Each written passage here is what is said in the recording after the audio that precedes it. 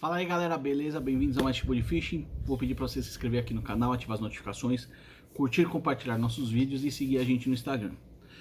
E tendo alguma dúvida, deixa nas perguntas e respostas que a gente tenta ajudar vocês aqui e outras pessoas também podem ajudar vocês. Pessoal, hoje eu vou falar mais uma vez. Semana passada eu gravei, ou 2 semanas atrás, eu gravei sobre a questão da pressão atmosférica e a pesca, né? E aí eu tive uma conversa com o Renan Nakamura e algumas outras coisas que surgiram a partir desse vídeo. E eu vou complementar um pouquinho mais e algumas pessoas não tinham entendido direito o conceito da pressão ao longo do tempo, a importância disso. Então, vamos lá. Eu tenho contato do Renan, com o Renan, aí perguntei pro Renan, né, o que ele, o pai dele, o Nelson, o Vitor e tal, o que eles acreditam com relação à pressão atmosférica, especificamente ou mais voltado para o robalo, que a gente sabe que é um peixe bem... que a pressão atmosférica faz diferença. E qual que era a opinião deles, né? Expliquei o que eu tinha falado aqui no vídeo e tal. Eles acharam muito legal o vídeo e passaram a ideia deles. Eles também têm a mesma ideia que a pressão estável ou com pequenas oscilações, elas tendem a deixar o peixe mais confortável e aí o peixe mais ativo. E que grandes variações, os peixes, principalmente o robalo, porque assim, vai ter peixes que vão sentir mais e peixes que vão sentir menos, tá? Isso são palavras minhas, tá? E a gente tem observado isso. Tem peixes que vão sentir mais, peixes que vão sentir menos. Peixes como o robalo, que a gente tem a gente sabe que ele tem uma grande sensibilidade a alterações de pressão. Grandes alterações, às vezes ele demora 2, 3 dias para ele voltar a estar bem ativo. E o que é estar bem ativo? Shibu, estar bem ativo é atacar a isca? Não, necessariamente. Estar ativo é ele se alimentar? Não necessariamente. Mas é ele estar num comportamento, vamos dizer, natural, tá? No qual você vai conseguir provocá-lo por territorialismo, por alimentação, por defesa da prole, por outros instintos, né, como dizem os próprios Nakamuras. Já fez? Já se tocou, filha? Quer vir aqui um pouquinho? Quer aparecer no vídeo? Quer vir? Olha lá, vem falar oi pro pessoal. Falar, oi pessoal, eu sou a Luna. Quer ir com a mamãe? Vai com a mamãe. Aqui só dá o guarda-graça. É ele se comportar como ele se comportaria normalmente. Episódios de grandes alterações de pressão, eles deixam esse peixe, como acredito eu, como se fosse nauseado, né? Então você tem parâmetros oscilando. Peixe tem a questão da bexiga natatória, tem a questão do sistema nervoso central, linha lateral, que também é um órgão sensitório, né? E todos esses sentidos, ao meu modo de ver, e eu vou falar o porquê ao meu modo de ver, eles não eles sofrem alteração com alteração de pressão, tá? E eu falei ao meu modo de ver, porque até nessa conversa com o Renan, ele conversou com o Alec, e o Alec falou, olha, não existe uma pesquisa específica sobre a questão da pressão atmosférica. As observações são todas empíricas, né? São todas práticas. Porque assim, ele não tem um órgão específico para ter essa sensibilidade. Porém, ao meu modo de ver, por exemplo, a bexiga natatória, ela pode sofrer alteração com mais ou menos pressão, e esses outros sentidos que eu falei. Então, resumindo, tem alguns peixes que vão sentir mais ou menos, e essa questão da estabilidade, que nem eu citei para ele um exemplo, que a gente sofreu, às 9 da manhã a gente estava com 1000 e... Eu não sei se ela subiu ou se ela desceu no dia.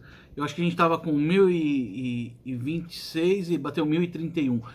Em 4 a 6 horas alteraram-se 5 milibares de pressão. E aí a gente viu que o peixe deu uma sentida boa.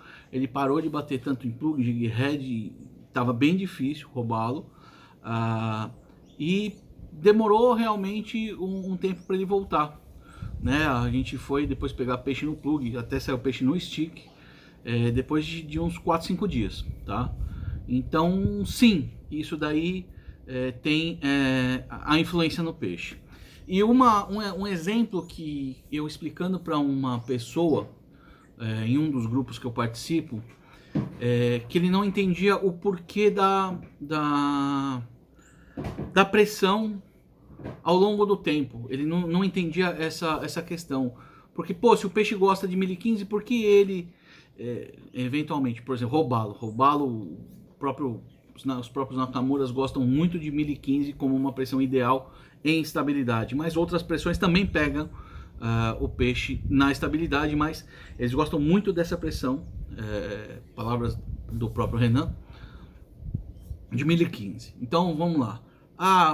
Por que estando 1015 o peixe não bate? Porque se é o que ele gosta.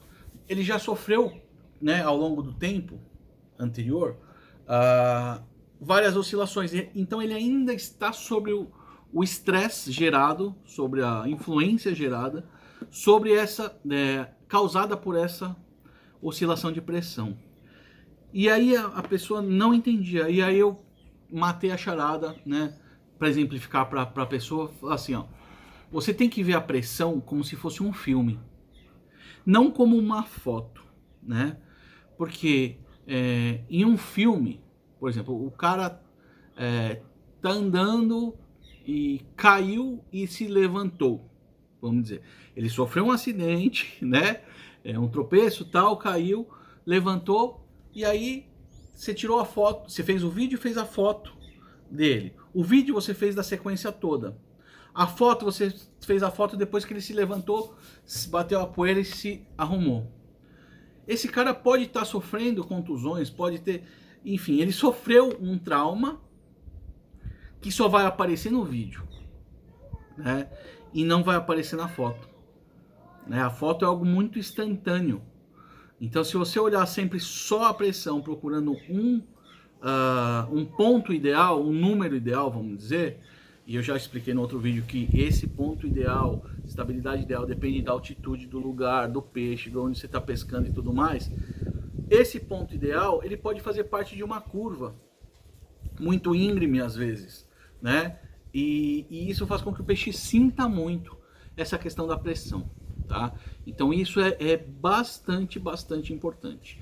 Logicamente vão ter peixes, como eu já falei, vão ter peixes que não sentem tanto isso. E não é porque o peixe está sob o efeito da pressão que ele não vai se alimentar, que ele não vai defender território, que ele não vai defender a prole.